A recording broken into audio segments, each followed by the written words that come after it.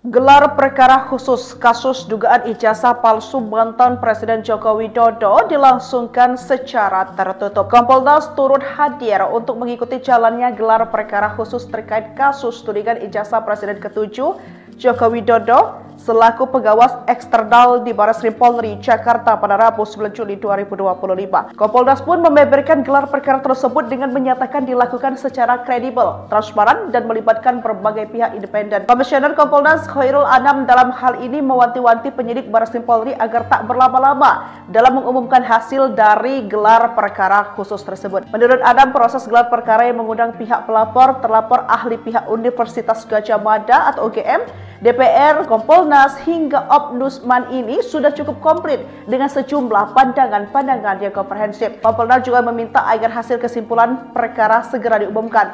Proses sudah sangat baik, tinggal menyusun kesimpulan. Kami mewanti berharap kesimpulan ini jangan terlalu lama untuk diumumkan, ujar Anam. Kami mewanti-wanti dan berharap kesimpulan ini jangan terlalu lama untuk diumumkan. Karena satu prosesnya sudah baik ini, ya.